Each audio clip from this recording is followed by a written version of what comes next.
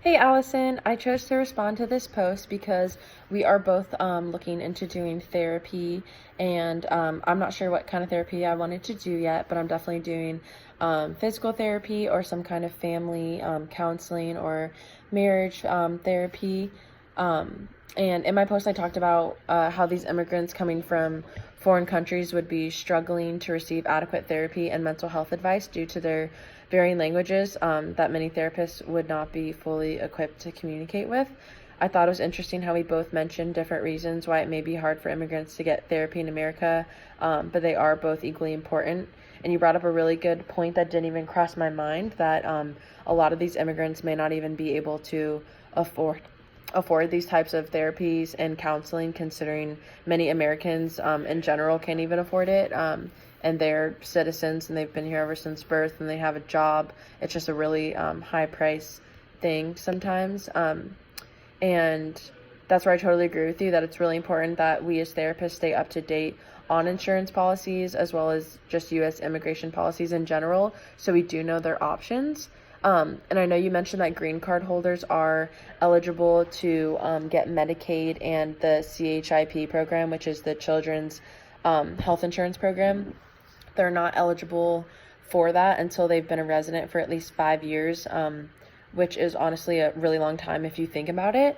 And a lot of the times, either they aren't allowed to even stay that long, or if they are allowed to stay for that long time period, they may think that, it's a really long time to have to cope and struggle with whatever they're dealing with, and it might be over by that time, or it might not even be able to help them within 5 years if it's a really debilitating thing. And it also doesn't allow them to function in society. It makes them wait those 5 years, so they can't fully be mentally there functioning. They could be impaired physically and not be able to get the help they do need to be able to start a future in America.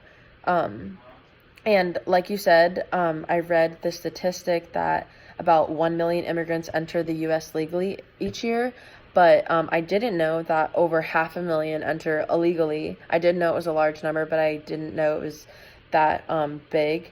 So I think it's important to acknowledge how big of a group they actually are, and for us as therapists to look into what we can do for these groups, even with their undocumentation status.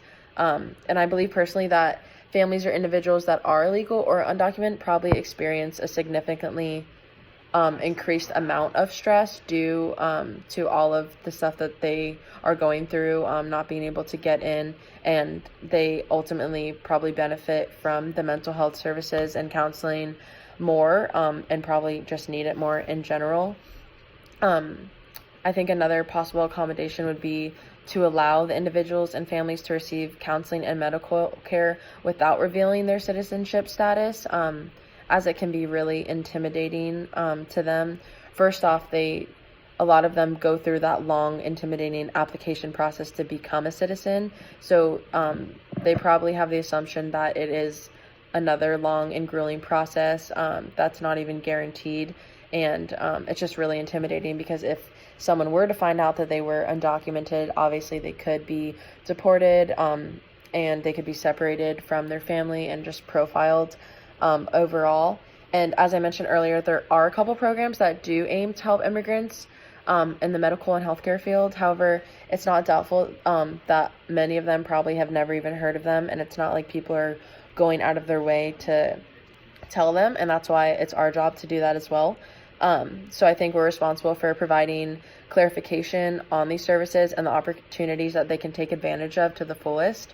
Not to mention the process of getting to the U.S. is so drawn out and exhausting and confusing that by the time they get there, it's probably the last thing on their mind. They're probably focusing on hopefully getting a job and just taking care of their kids, finding a place to live, and all of that.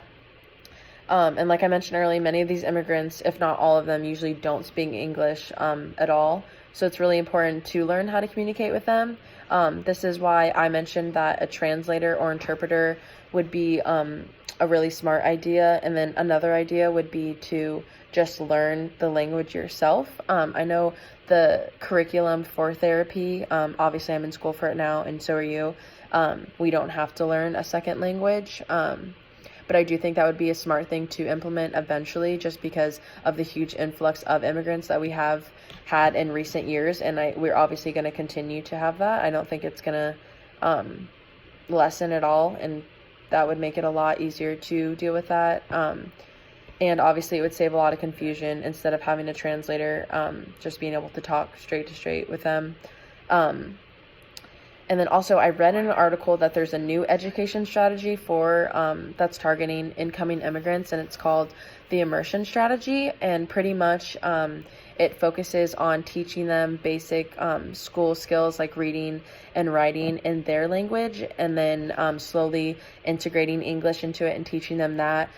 So in that way they can become bilingually educated, and then they can use that. It's like less threatening to them, I think, and intimidating. And it also at the same time helps them acculturate and build a future in America, so they can eventually get a job and start making money and just, become a part of our nation. And not to mention, that reminds me of a story I saw in the news yesterday of